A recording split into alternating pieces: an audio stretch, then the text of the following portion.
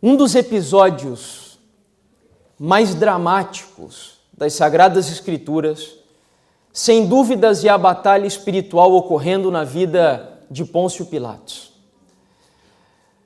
Para aqueles que talvez a maioria já conhecem a história, nós sabemos que Pilatos vivenciou uma luta espiritual entre a crucifixão ou absolver o nosso Senhor Jesus Cristo. Fazendo um breve relato sobre a pessoa de Pilatos, a história nos conta que Pilatos era um governador romano. Curiosamente, ele havia escutado sobre os milagres e a experiência do Senhor Jesus na cidade de Jerusalém. A esposa de Pilatos era uma mulher inclinada ao cristianismo. E ela havia comunicado com o seu esposo algumas das experiências, dos milagres que o Senhor Jesus havia realizado. Mas a história de Pilatos conta que ele era um homem de caráter fraco e bastante vacilante. Antes mesmo de sentenciar a crucifixão de Cristo, ele já havia decretado a sentença de morte de outras pessoas de maneira bastante injusta. E essas sentenças foram decretadas porque ele foi pressionado a anunciar ou a decretar a morte daqueles que a ele eram submetidos. Isso fazia com que ele fosse um homem de caráter fraco e sem poder moral quase que absolutamente nenhum. Mas embora ele fosse considerado um homem injusto, no caso de Jesus, algo despertou uma compaixão que Pilatos nunca sentiu na vida dele. Quando de manhã bem cedo aquela turba apresentou o Filho de Deus perante Pilatos, e ele já praticamente disposto a sentenciar a morte de Jesus, no livro Desejar de Todas as Nações diz que quando ele viu a fisionomia de Jesus Cristo, o Espírito Santo falou ao coração dele de que Jesus era diferente de qualquer outro homem que ele já havia sentenciado. Ele viu traços em Jesus de serenidade, de pureza e de integridade. E ele não teve coragem de anunciar a crucifixão, que era o desejo da turba perante o seu julgamento. Foram momentos de angústia profunda que Pilatos enfrentou, irmãos. Muita angústia mesmo. Eu vinha até aqui comentando com a minha esposa no carro, e quando nós estudamos com detalhes a história de Pilatos, é impressionante nós vermos um homem que esteve a poucos passos de ser salvo. Um homem que talvez esteve a 1 ou 2 passos de entrar em Jerusalém, mas que a vida dele revela que as escolhas que ele fez nesse último momento de decisão acabaram culminando numa história terrível. Eu não sei quantos de vocês sabiam, mas aquilo que Pilatos mais temia, que era perder o seu poder, ele perdeu e ele finalmente ficou tão depressivo, tão angustiado com aquilo, que ele cometeu suicídio. Agora, antes de fazer aquele ato que seria imortalizado e que até hoje se tornou um provérbio popular, que é o ato de lavar as mãos, Pilatos, naquela sua luta espiritual, ele decide então se desfazer de todas as formas daquela decisão. Ele envia Jesus até Herodes. Herodes finalmente não decreta também a sentença de morte a Jesus Cristo. E percebam que tudo o que estava acontecendo era por pressão dos próprios religiosos. Os próprios governadores romanos viam que Jesus era um homem santo, que não havia culpa nele para ser crucificado. Mas os religiosos queriam a sentença dele a qualquer custo.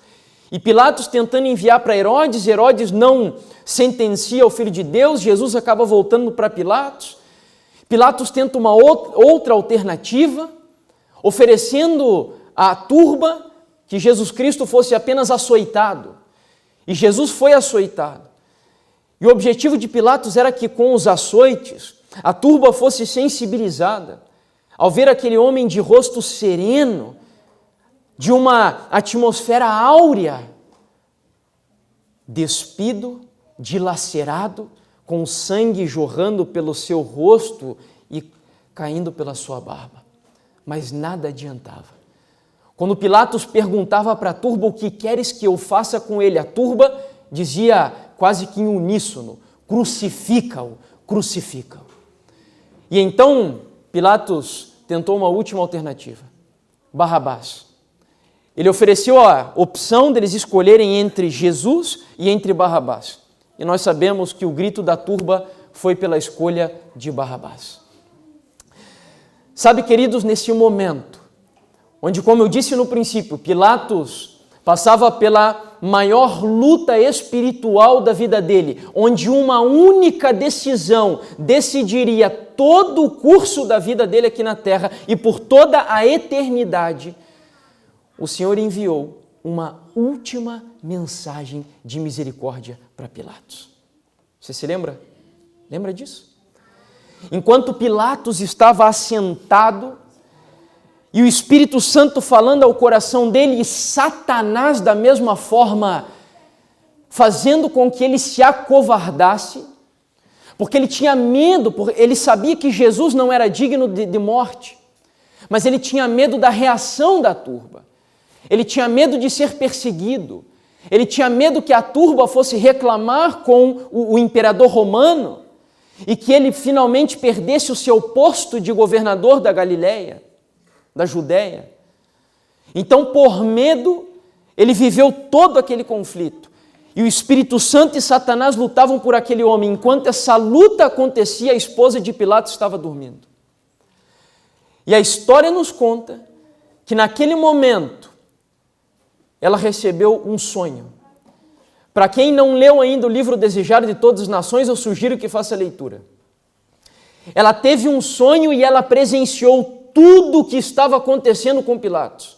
Ela viu Pilatos enviando Jesus para Herodes, Jesus voltando para Pilatos, Jesus sendo açoitado, o marido dela lavando as suas mãos. Ela viu a natureza escurecendo quando Jesus foi crucificado. A serva do Senhor diz ainda que ela ouviu as palavras de Cristo na cruz, está consumado, e finalmente viu Jesus pela segunda vez voltando sobre as nuvens dos céus, e o marido dela sendo condenado pela segunda vinda do Filho do Homem. Nesse momento, a serva do Senhor diz que ela acorda e dá um grito de desespero. Chama um mensageiro, escreve uma carta e envia essa carta para o marido dela. O registro dessa carta se encontra no capítulo 7 dessa experiência, capítulo 27, do livro de Mateus. Mateus, capítulo 27, verso 19. O texto diz assim: E estando ele no tribunal, sua mulher mandou dizer-lhe: Não te envolvas com esse justo, porque hoje, em sonho, muito sofri por seu respeito.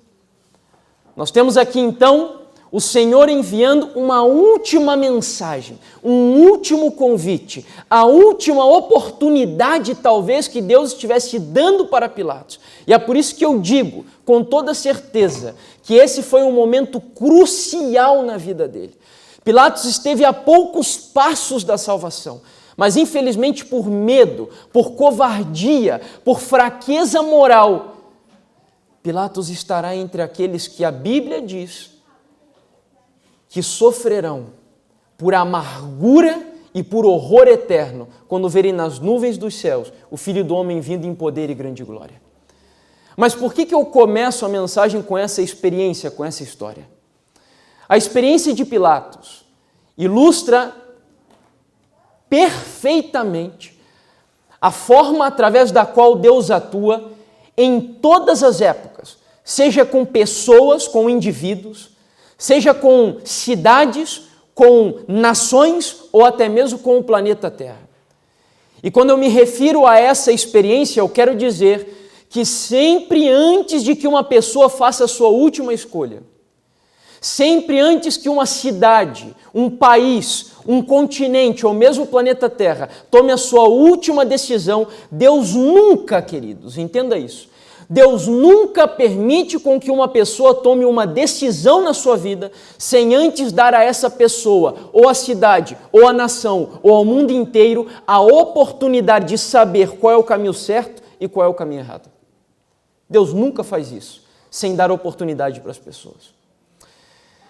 E a Bíblia chama essas mensagens especiais de Deus, que são os últimos apelos de Deus aos seres humanos, a Sodoma e Gomorra, ao mundo antediluviano, Deus, ele revela esses seus últimos apelos nas Sagradas Escrituras com uma expressão que nós encontramos no livro de 2 Pedro, que as suas cartas estão sendo objetos de estudo nas nossas escolas sabatinas, capítulo 1, versículo 12.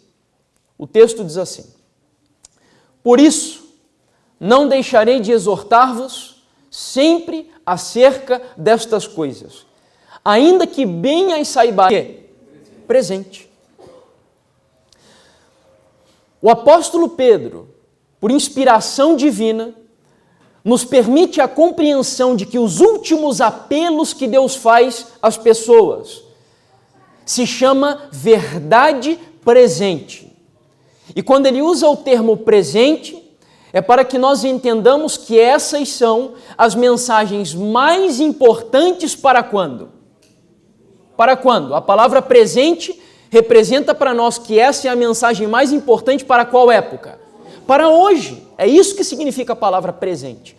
Existem verdades passadas, verdades futuras, verdade eterna e verdade presente.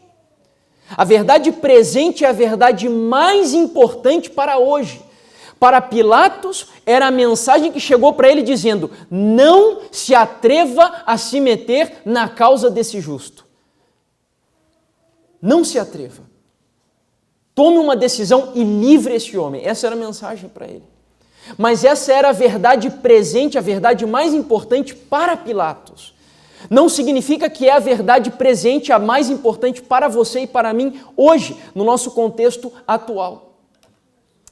A serva do Senhor, na meditação nos lugares celestiais, no dia 29 de novembro, ela nos dá de maneira mais bela ainda a compreensão dessa expressão, verdade presente, como sendo a mensagem mais importante que Deus envia para determinadas épocas. Diligentemente, desinteressadamente, devemos proclamar a última mensagem de misericórdia nas cidades, nos caminhos e valados. Todas as classes devem ser alcançadas.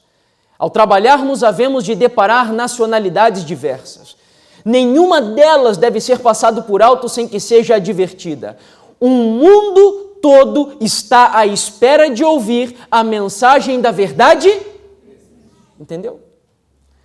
O mundo está esperando para ouvir não apenas a pregação da verdade passada, não apenas a pregação da verdade eterna, mas o mundo todo está esperando para ouvir a verdade presente. E volto a perguntar, que é a mensagem mais importante para hoje. O mundo está esperando. As pessoas estão aguardando ouvirem essa mensagem. É a mensagem, como eu disse ontem, que o sociólogo mais importante de todo, hoje um dos sociólogos mais reverenciados pelos estudiosos acadêmicos, faleceu alguns meses atrás, é Zygmunt Bauman. Mas eu digo que Zygmunt Bauman não chega nem perto do que o maior sociólogo do universo, que escreveu a Bíblia Sagrada e que enviou a mensagem mais importante para o século XXI, diagnosticando as necessidades dessa geração. O Senhor enviou a mensagem que essa geração precisa ouvir. Não existem estratégias melhores do que as que Deus determinou na sua palavra. E é isso que a serva do Senhor está dizendo. O mundo está esperando para ouvir essa mensagem. E no outro texto ainda, no livro Primeiros Escritos, página 63, ela diz assim: há muitas verdades preciosas contidas na palavra de Deus. Quantas verdades preciosas? Muitas. Mas é a verdade presente que o rebanho necessita agora. Você entendeu? Existem muitas verdades, muitas coisas importantes na Bíblia Sagrada. Mas o que as pessoas mais precisam ouvir é a verdade presente. Você sabe qual é a verdade presente? Você sabe qual é a mensagem mais importante que Deus enviou para o século XXI, que é o século que você está vivendo? Você sabe o que você, como adventista do sétimo dia, a partir do momento que você se batizou nessa igreja, Qual é a mensagem mais importante que Deus delegou a você, que é a sua missão especial? É o seu objetivo de vida? Você tem ideia? Deveria ser a tua razão de levantar, de respirar, deveria ser a tua razão de existir, seja no teu círculo estudantil, dentro da tua casa, na tua família, seja lá no teu ambiente empresarial. Deus te colocou aonde você está hoje, não importa onde você está, mas o teu objetivo de vida deveria ser anunciar a essas pessoas com a tua vida primeiro e depois com os teus lábios a mensagem mais importante para o tempo que nós estamos vivendo. Que mensagem seria essa? Sabe, para a gente poder entender isso de maneira mais simples e prática, eu trouxe um exemplo aqui para vocês. Vamos navegar um pouquinho na história para a gente compreender como isso é extremamente importante. Nós não estamos aqui falando de um assunto meramente que vai acrescentar informações e conhecimento para nós, não. É um assunto relevante que faz toda a diferença para o êxito, inclusive, da nossa missão. E para abreviar a volta do nosso Senhor Jesus Cristo, porque, como eu disse ontem, irmãos, isso tem que acabar logo de uma vez. Você quer que Jesus volte logo? Quem quer que Jesus volte logo diz um amém bem forte. Amém. Eu quero demais que isso aconteça. Então nós temos que compreender, porque isso implica na brevidade da vinda de Jesus. É como se Deus desse uma missão para João Batista e João precisava cumprir aquela missão para preparar as pessoas para a primeira vinda. E Deus também nos deu uma missão especial. Então vamos lá rapidamente.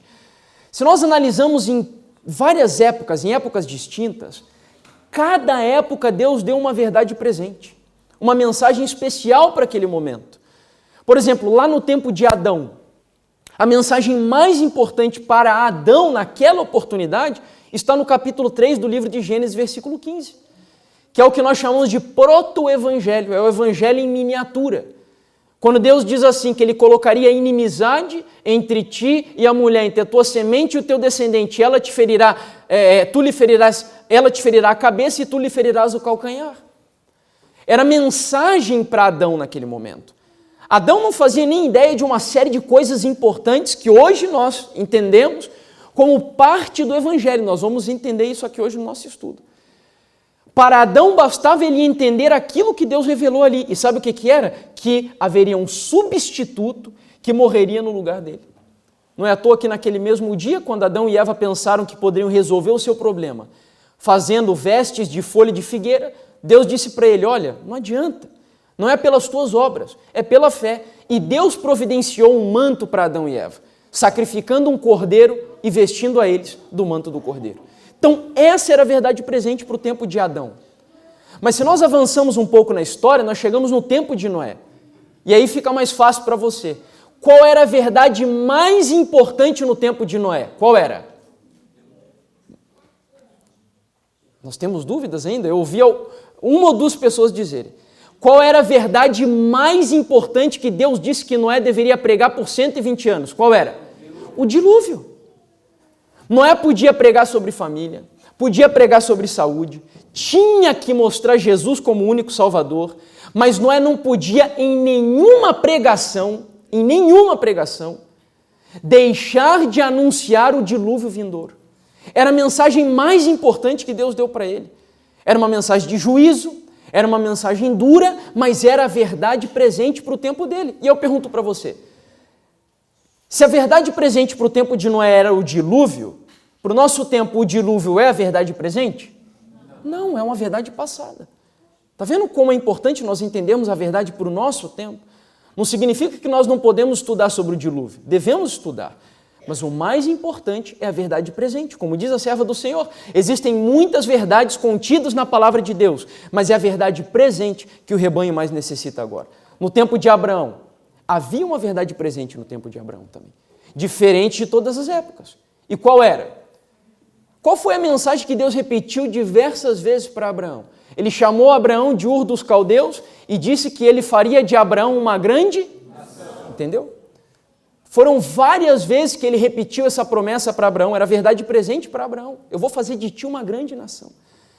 Certa vez você se lembra que Deus chamou ele para fora da tenda, mostrou as estrelas do céu e disse assim: Abraão, vai ser mais numerosa que as estrelas do céu tua descendência.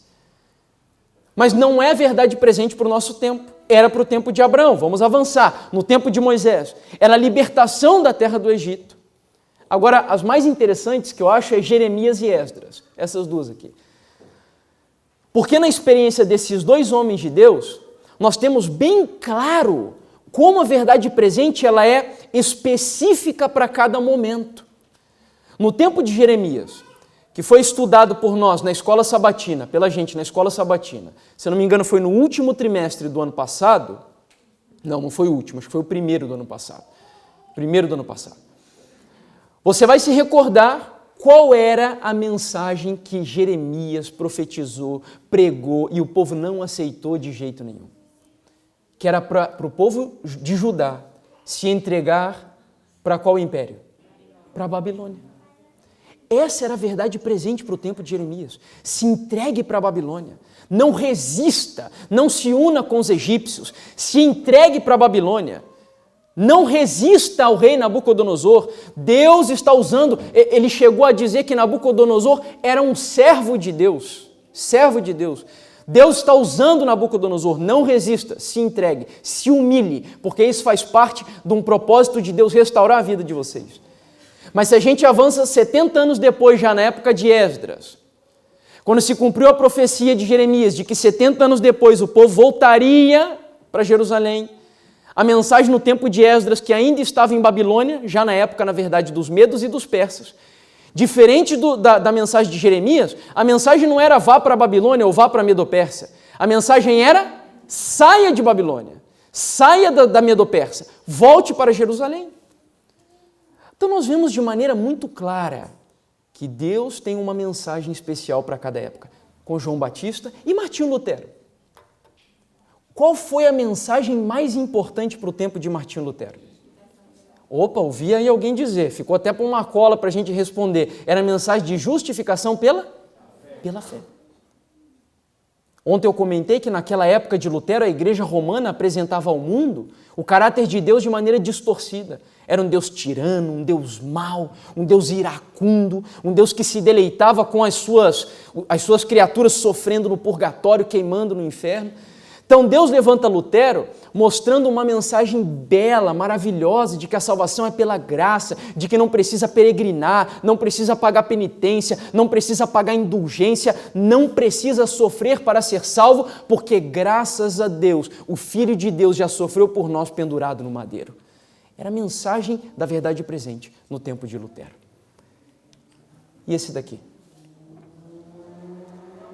Qual era a verdade? Opa, ouvi aí. Qual era a verdade mais importante no tempo de Guilherme Miller no ano de 1843 e 1844? Qual era? A volta de Jesus. Só que depois de Guilherme Miller, nós chegamos onde nos interessa. No tempo do fim. É o tempo no qual eu e você estamos vivendo. E por que eu fiz essa cronologia dessa maneira assim mais didática para nós entendermos? Por uma razão simples.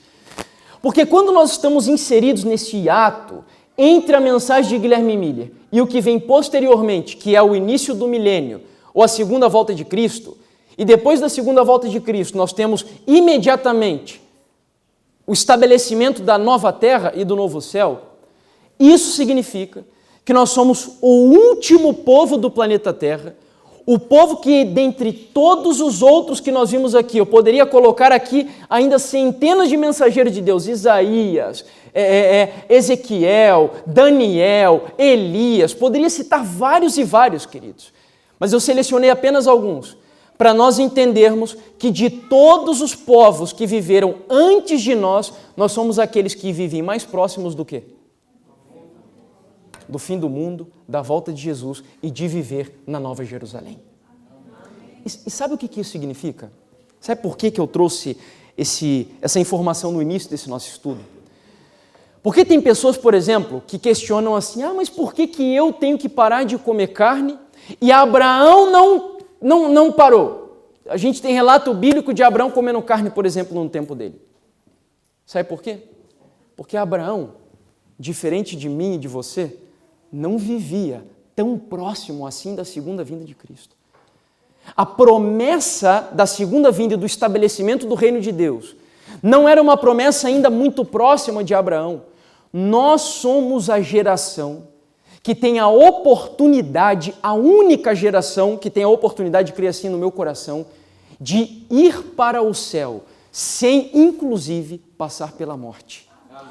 Deus quer preparar a mim e a você, não para sermos mais cidadãos desse mundo que nós vivemos.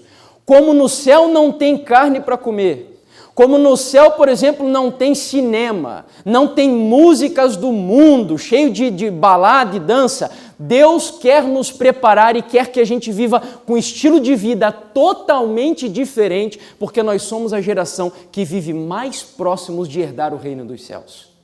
Amém.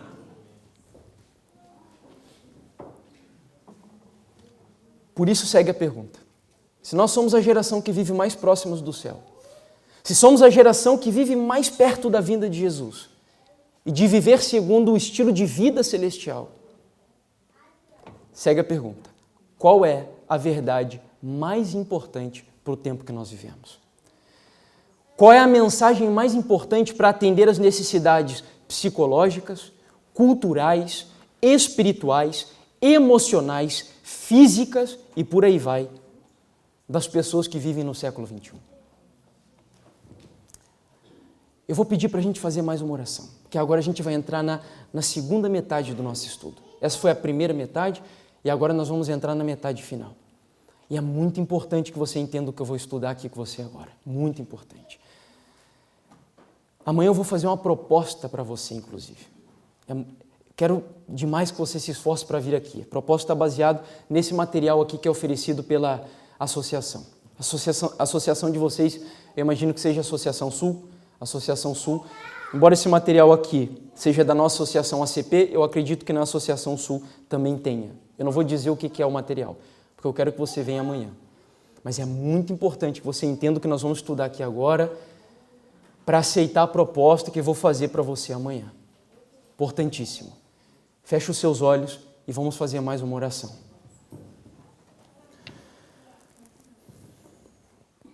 Senhor meu Deus, eu não me sinto digno e nem capaz, Senhor, de tratar esses assuntos que são tão solenes. Esses temas, Senhor, que eu acredito vieram diretamente do Teu trono e que têm a capacidade de moldar a nossa vida, de transformar o nosso íntimo e principalmente tem o poder de abreviar o mundo para que o Senhor Jesus volte logo nas nuvens dos céus em poder e grande glória. Amém.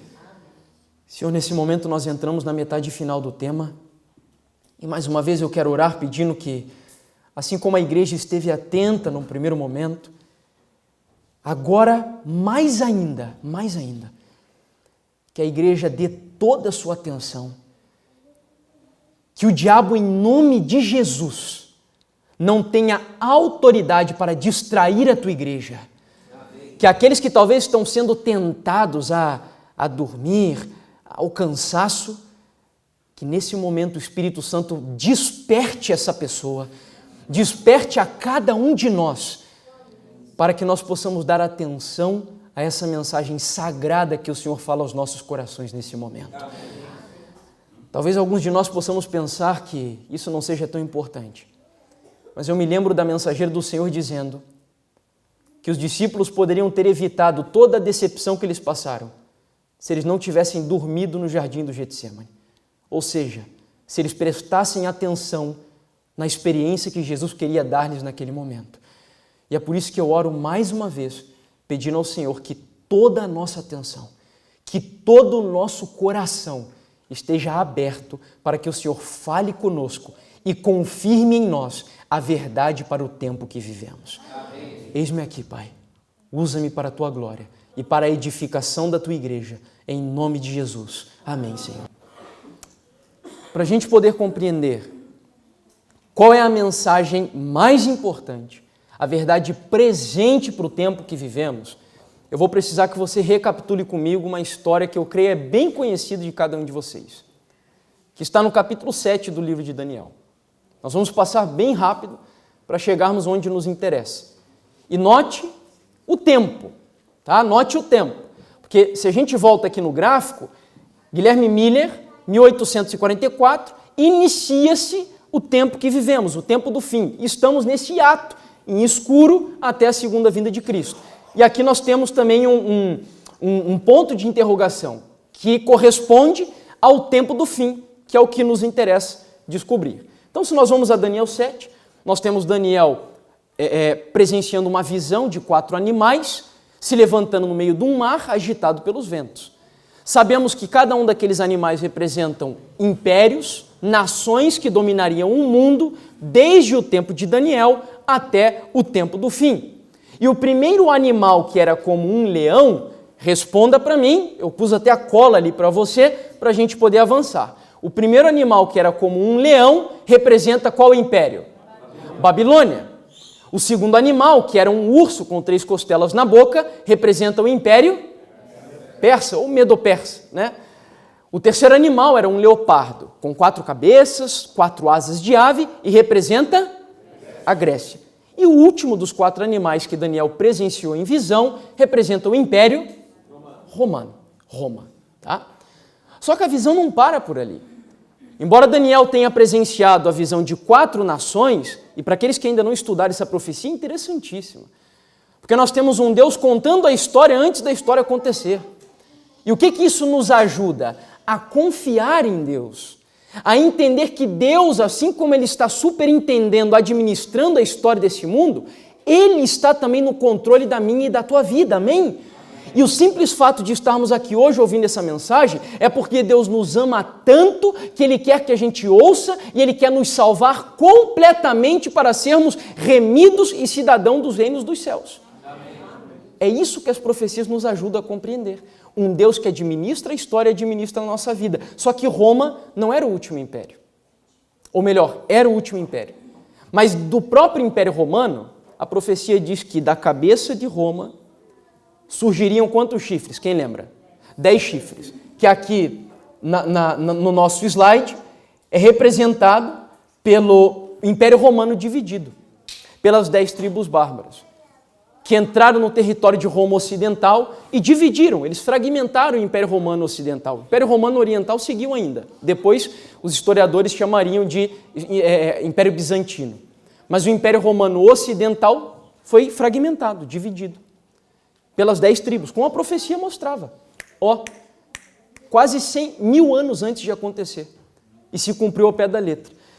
Mas no ano 538, surge o último elemento dessa profecia de Daniel capítulo 7.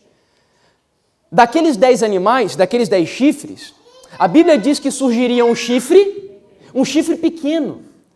Era pequeno só no começo, mas a Bíblia diz que no decorrer da história ele se tornaria mais robusto do que os anteriores a ele. Mas para ele surgir precisariam cair quantos? 3, e esse chifre pequeno, sem sombra de dúvidas. Tem gente hoje tentando dizer que o anticristo o Estado Islâmico, são os muçulmanos, era o Barack Obama, na época alguns diziam, era Saddam Hussein antes dele morrer. Mas sem sombra de dúvidas, o anticristo, a besta do Apocalipse, o homem do pecado, o chifre pequeno de Daniel, é Roma no seu período papal, a igreja romana. É o último elemento que Daniel vê na profecia. Mas hoje não é o que nos interessa estudar aqui, não. Por que eu citei essa cronologia? Você está vendo ali que tudo aquilo tem data? O capítulo 7 do livro de Daniel é um capítulo cronológico. Deus está querendo fazer a gente viajar na história para chegarmos ao ponto mais importante do capítulo, que é o que eu coloquei ali no ponto de interrogação.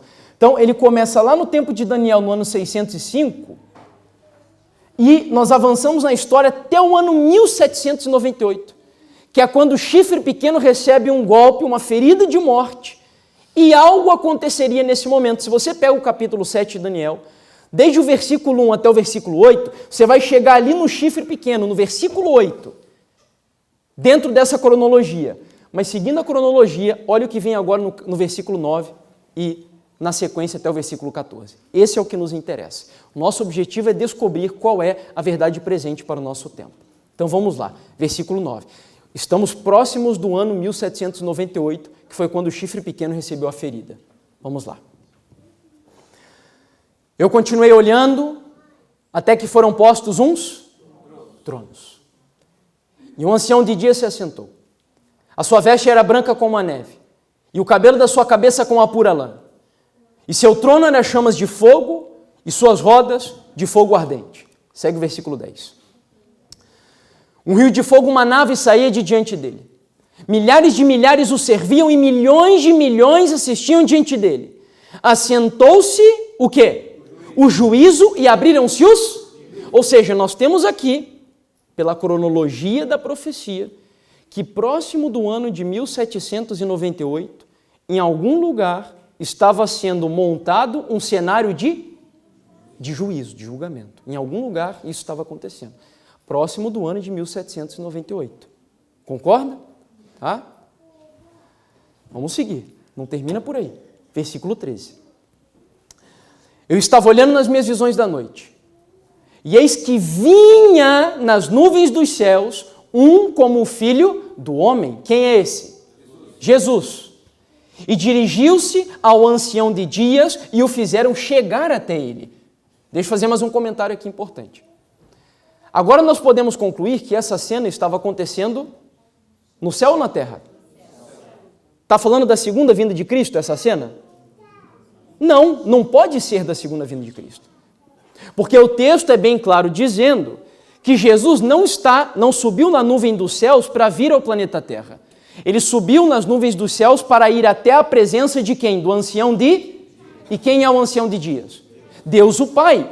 E o Pai está nos céus.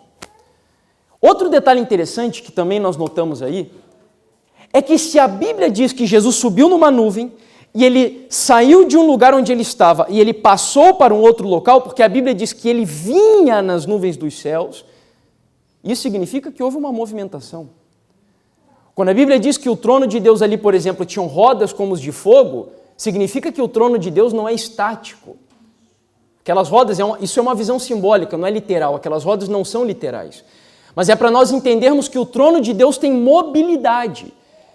E num primeiro momento o trono de Deus saiu de um lugar e foi levado para um outro local.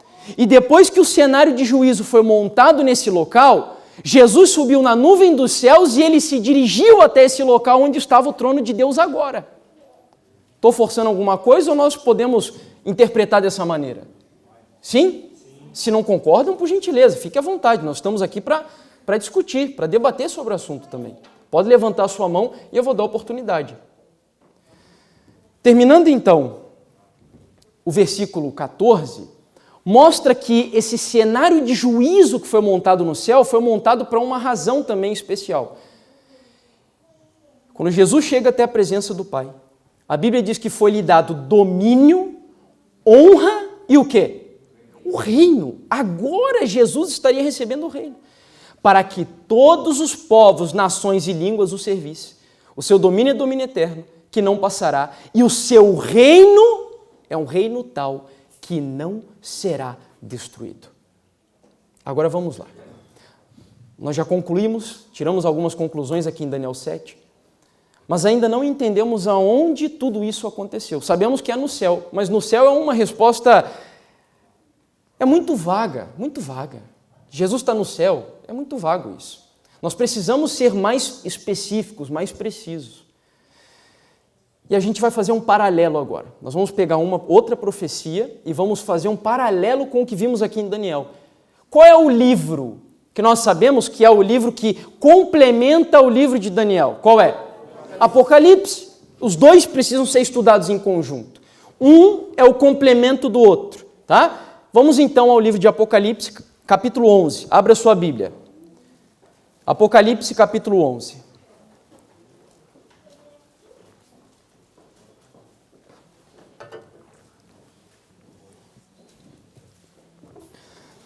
Apocalipse capítulo 11, versículo 15. Vamos estabelecer o paralelo. Deixa eu te contextualizar aqui apenas no capítulo 11. O capítulo 11 de Apocalipse é a profecia que fala sobre o episódio da Revolução Francesa. Quem quiser estudar sobre esse capítulo especificamente, leia o capítulo 15 do livro O Grande Conflito. Fantástico, tá? Sugiro a leitura, releitura, o estudo do capítulo. E quem quiser assistir um vídeo tratando um pouco sobre o tema, tem um vídeo lá no meu canal também, no YouTube, que se chama A Besta que Sobe do Abismo e o Evangelho, onde eu trato um pouquinho mais detalhado sobre o capítulo 11 do livro de Apocalipse. Mas é o capítulo da Revolução Francesa. E a Revolução Francesa, curiosamente, ocorreu entre os anos 1789 a 1793. Quando foi que o chifre pequeno recebeu a ferida de morte? 1798. Então estamos tratando de eventos muito próximos. Afinal de contas, o grande responsável por decretar o fim do poder político do papado na Europa foi exatamente Napoleão Bonaparte, um dos grandes revolucionários da França. Então estamos, Daniel 7 e Apocalipse 11, existem elementos ali que se complementam um ao outro. E para que isso fique mais claro ainda, vamos começar lá no versículo 15. Olha que fantástico. E o sétimo anjo tocou a sua trombeta. Acompanhe aí na sua Bíblia, não está aqui projetado. E houve no céu grandes vozes que diziam: os reinos do mundo vieram a ser de nosso Senhor e do seu Cristo, e ele reinará para todo? O capítulo 7 do livro de Daniel falou alguma coisa de reino? Falou de reino, não falou? Aqui, ó, está aqui o versículo ainda, versículo 14. Mas vamos avançar, vamos ao versículo 16 em diante. E os 24 anciãos que estão assentados em seus tronos, diante de quem? Prostraram-se sobre seus rostos e adoraram a Deus. O capítulo 7 de Daniel falou alguma coisa de trono? Você não se lembra? Vamos voltar aqui então. Olha lá. Ó. Eu continuei olhando até que foram postos uns. E a Bíblia também diz que Jesus ele foi introduzido na presença do ancião de dias, lembra? Está aqui. Ó. Bom, está ali em um dos textos. Vamos seguir versículo 17 e 18. Dizendo: graças te damos, Senhor Deus Todo-Poderoso, que és e que eras e que hás de vir, que tomaste o teu grande poder e reinaste.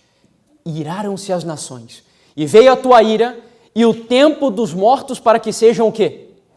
Daniel 7 falou de julgamento? Falou. E o tempo de dares o galardão aos profetas teus servos, e aos santos e aos que temem o teu nome, a pequenos e a grandes, e o tempo de destruíres os que destroem a terra. Você está convencido de que o capítulo 11 de Apocalipse e capítulo 7 de Daniel são paralelos?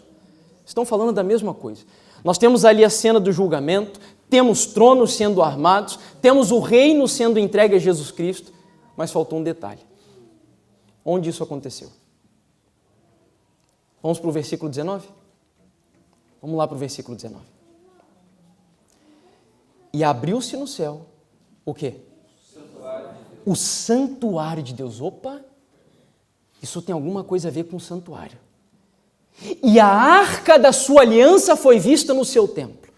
E houve relâmpagos, vozes, trovões e terremotos.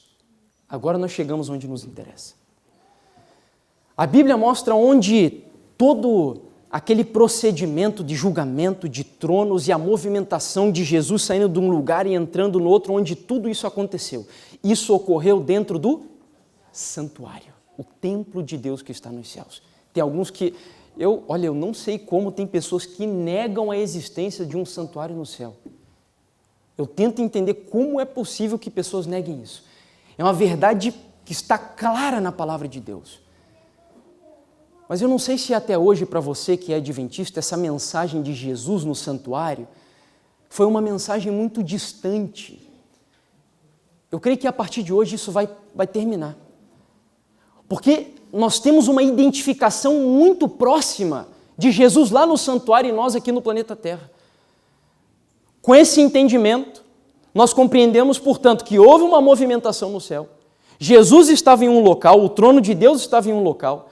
Foram os dois movidos para um outro compartimento, um outro local desse santuário, onde o juízo foi armado. E eu pergunto para você, que local é esse, que próximo do ano 1798, 1793, que local é esse do santuário celestial onde Jesus Cristo entrou? Que local era? Alguns disseram Santíssimo. Como que você consegue me provar com base no que a gente leu que era o lugar santíssimo? A resposta está aí na tua mão, debaixo do teu olho no versículo 19. Quando a Bíblia disse... Exatamente, quando a Bíblia fala do que aconteceu nesse momento, nesse cenário de juízo e etc., e o templo de Deus foi aberto, a Bíblia diz que nessa abertura apareceu um móvel, e que móvel é esse? A Arca da Aliança, é o móvel mais importante do santuário. E nós sabemos que a Arca da Aliança era um móvel que estava dentro do lugar santíssimo, portanto, era o lugar santíssimo que estava sendo aberto nessa oportunidade.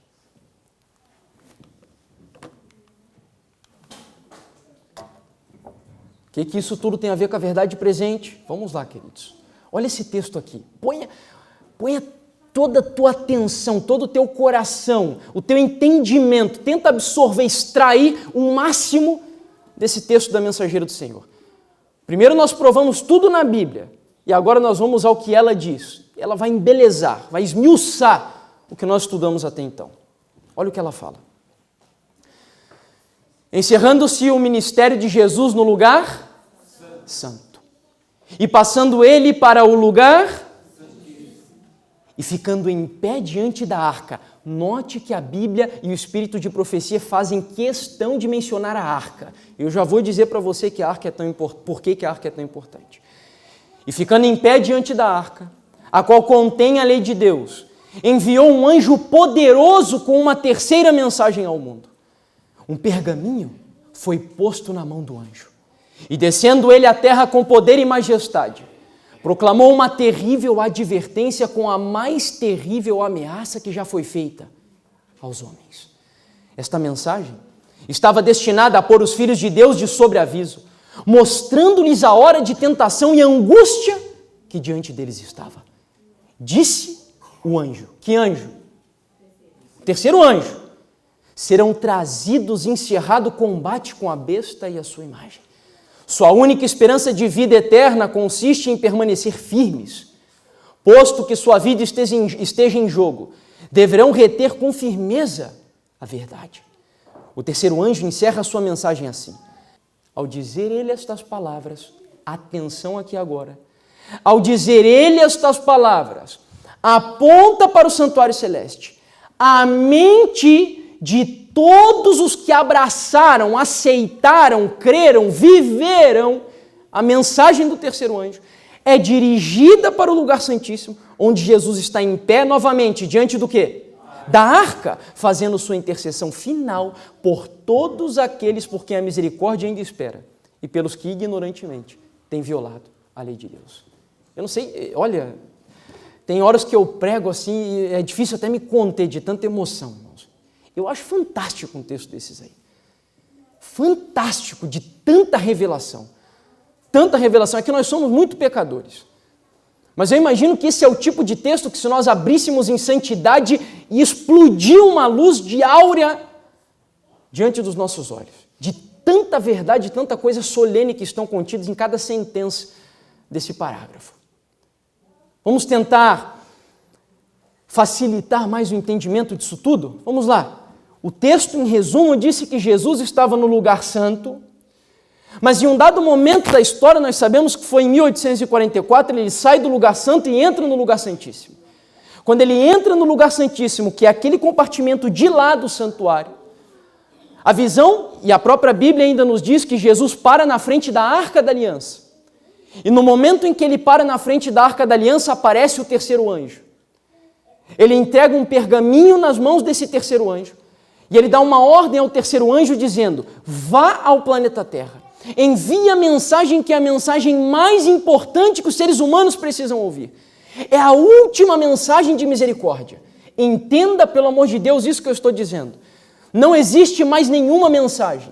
Não existe mais nenhuma outra igreja. A igreja adventista do sétimo dia é a última igreja que Deus levantou para dar a última mensagem de misericórdia ao planeta Terra. E isso aconteceu quando Jesus entrou no lugar santíssimo. E ele disse, envie essa mensagem. E quando o anjo desceu, todos aqueles aqui na terra que aceitaram essa mensagem, a mente desse povo entrou com Jesus dentro do lugar santíssimo. E a purificação que Jesus começou a fazer nesse local passou a ser uma realidade de purificação também na vida dessas pessoas.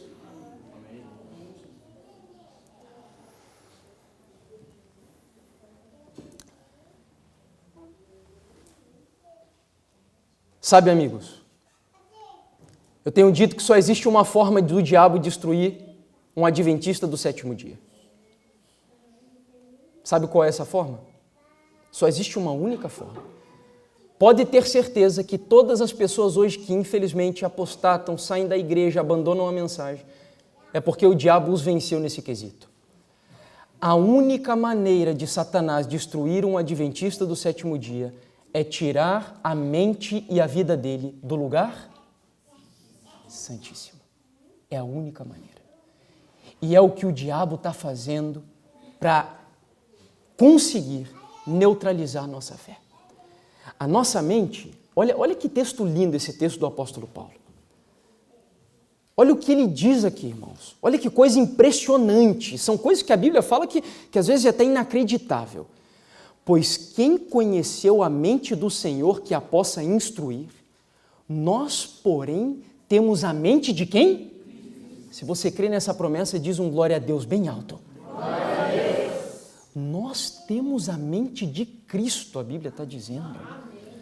O plano do Senhor é que eu e você tenhamos a mente de Cristo. E ter a mente de Cristo é estar em comunhão plena com Ele. É isso que o apóstolo Paulo quis dizer quando ele disse assim: já não vivo eu, mas Cristo vive, porque eu estou crucificado com Cristo.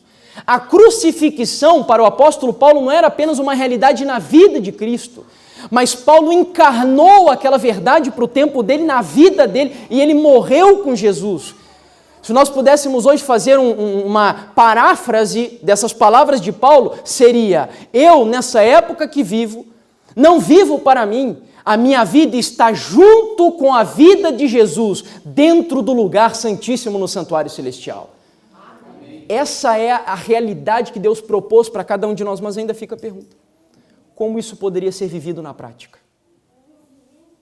Como a nossa mente ser a mente de Cristo e estar em perfeita ligação com Jesus no santuário celestial? Só existe uma forma através da qual isso pode ser concretizado na minha e da tua vida. Lembra que quando Jesus parou na frente da arca, ele pegou um pergaminho, colocou o pergaminho na mão do anjo e mandou o anjo trazer uma mensagem aqui para a terra. Lembra disso? Qual anjo era esse? Era o terceiro anjo. A única maneira de eu entrar com Jesus dentro do lugar santíssimo, viver com Ele ali, da minha vida ser purificada, ser beneficiada pelo que Ele está fazendo ali dentro, é através da aceitação, da vivência, do caminhar com Cristo, recebendo no meu coração e na minha vida a mensagem do terceiro. Mensagens Escolhidas, volume 2, capítulo 12. A primeira e a segunda mensagens foram dadas em 1843 e 1844. E encontramos-nos quando? Agora. Você se lembra qual era a pergunta mais importante do nosso estudo? Qual é a verdade presente para a nossa época? Lembra disso? Olha o que ela está dizendo aí. Se a primeira e a segunda mensagem foram dadas em 43 e em 44, encontramos-nos agora, no presente momento, sob a proclamação da terceira. Mas todas as três devem ainda ser proclamadas. Pela pena e pela palavra. Devemos fazer soar a proclamação, mostrando-lhes a ordem e a aplicação das profecias que nos trazem a mensagem do terceiro anjo. Portanto, eu pergunto de novo, espero que essa resposta seja dada bem clara e quase que em uníssono na igreja. Qual é a verdade presente para o tempo que nós vivemos? Qual é? Vamos falar isso com mais harmonia, mais bonito, como se fôssemos um coral. Qual é a verdade presente para o tempo que nós vivemos? A mensagem do terceiro? Do terceiro anjo. Jesus dentro do lugar santíssimo e a mensagem do terceiro anjo são a verdade presente para o tempo que vivemos. Olha só como isso é tremendo. Grande Conflito, capítulo 26. Estamos já terminando.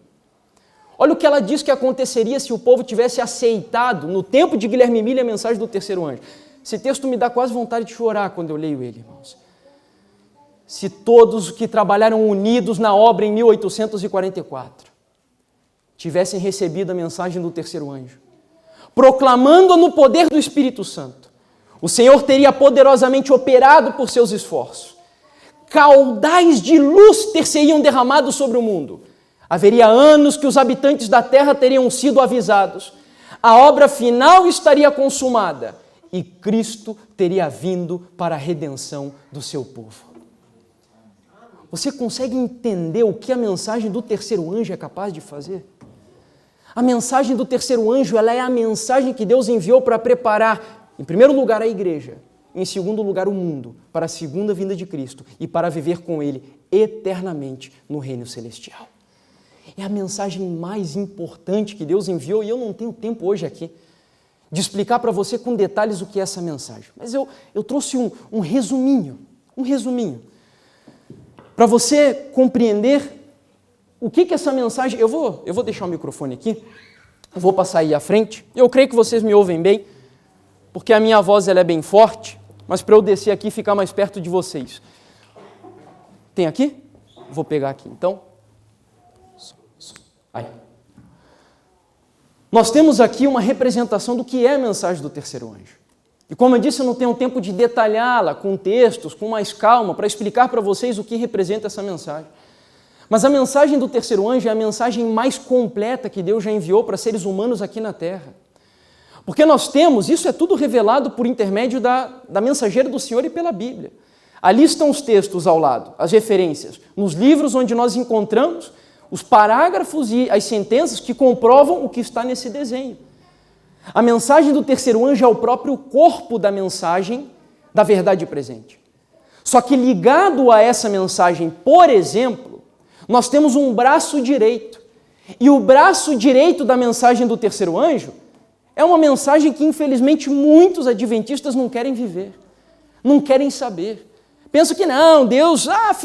muitos gostam de usar a seguinte argumentação. Eu não sou salvo pelo que eu como ou pelo que eu bebo. É verdade. Mas a Bíblia também diz que quer comais e bebais ou façais outra coisa qualquer, fazei tudo para a glória de quem? De Deus. E é por isso que, unido a essa mensagem, o braço direito da mensagem do terceiro anjo é a reforma de saúde. O cabeça da mensagem do terceiro anjo é Cristo. Não adianta pregar só sobre profecia. Eu estava ali atrás, estava ouvindo o irmão passando aqui a lição da escola sabatina. Como que é seu nome, irmão? Fábio. Irmão Fábio comentando, corretíssimo. Dizendo que tem muitos hoje que gostam de pregar sobre besta, sobre chifre, sobre dragão, sobre tudo que é desgraça que vai acontecer no planeta Terra. Mas não tem uma vida de comunhão com Deus. O filho está desviado, trata a esposa igual um cavalo, não tem intimidade com Deus, não tem uma igreja na sua casa, não tem o exemplo do que é o cristianismo na sua vida. Não adianta absolutamente nada. O apóstolo Paulo diz em 1 Coríntios capítulo 13, havendo profecias, desaparecerão, ou seja, as profecias são limitadas. Eu gosto muito de profecia. Eu tenho um projeto que tem uma conotação profética, mas a profecia não prepara o povo para a vinda de Jesus. A profecia apenas desperta o povo para a vinda de Jesus. E é isso que o que a mensagem do terceiro anjo aqui na sua amplidão, na sua amplitude, mostra. A mensagem do terceiro anjo em si são as mensagens proféticas. Mas o cabeça, o centro dessa mensagem é quem? Cristo. Nós temos que levar as pessoas a Cristo. Nós temos que apresentar a Cristo como centro da mensagem. Cristo crucificado e Cristo no lugar santíssimo. E o coração da mensagem do terceiro anjo. Certa vez perguntaram para Ellen White se a mensagem do terceiro anjo tinha alguma relação com a mensagem de justificação pela fé. E ela disse assim, sim, eu tenho crido. A mensagem do terceiro anjo é a mensagem de justificação pela fé. Esse é um texto que está também no livro Eventos Finais. Então, a mensagem da justificação pela fé é o coração da mensagem do terceiro anjo. E as pernas da mensagem do terceiro anjo é a mensagem da ciência da verdadeira educação. Que eu acho que pouquíssimos de nós talvez tenhamos escutado sobre isso já alguma vez.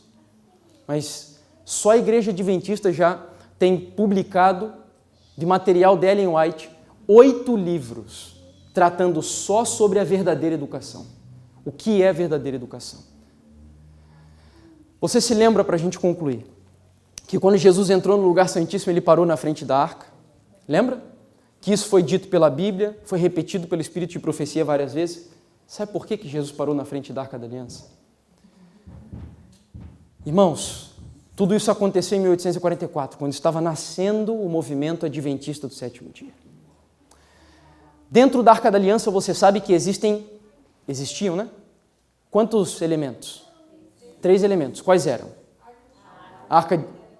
A vara de Arão, o maná e as tábuas da lei. Você sabia que cada um desses elementos representam uma dessas mensagens que estão aí no corpo da mensagem do terceiro anjo? O maná, por exemplo, representa a mensagem de reforma de saúde, que foi dada para a Igreja Adventista do Sétimo Dia no ano de 1863 por meio de uma visão que Ellen White recebeu. A vara de Arão representa a mensagem da ciência da verdadeira educação, que foi dada para a Igreja Adventista do Sétimo Dia no ano de 1872 por uma visão também que Deus deu para sua serva, Ellen White. E as tábuas da lei representam a mensagem de justificação pela fé, que foi dada para a sua igreja no ano de 1888 por intermédio de 2 jovens chamados Wagoner e Jones, que foram enviados na Assembleia de Minneapolis para mostrar à igreja adventista naquela época, que era uma igreja extremamente legalista, qual era a visão correta da mensagem de justificação pela fé. O que Deus estava mostrando com isso, irmãos? Que Ele levantou essa igreja para apresentar ao mundo uma mensagem completa, uma mensagem que salva as pessoas completamente, psicologicamente, fisicamente, espiritualmente, emocionalmente.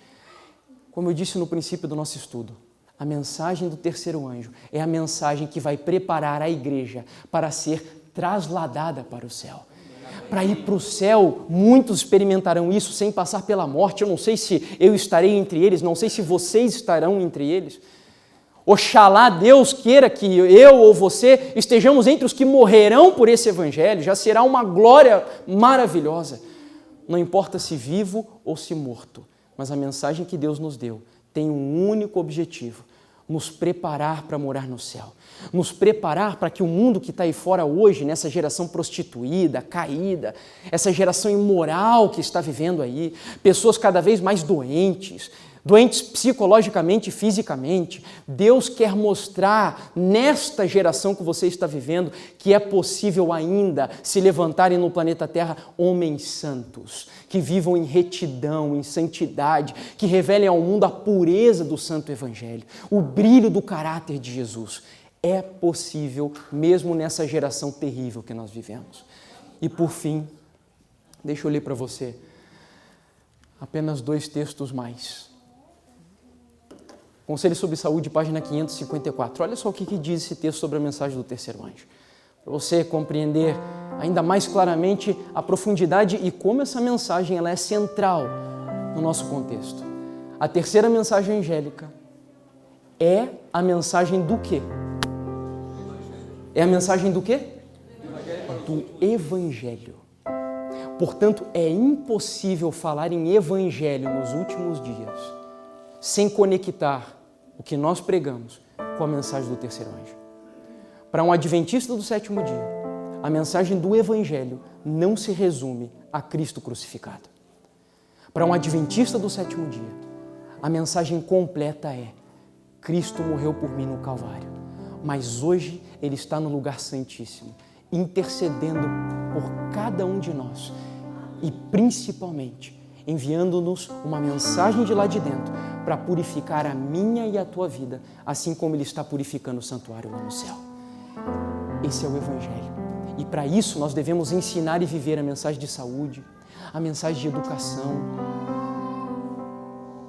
a mensagem de justificação pela fé.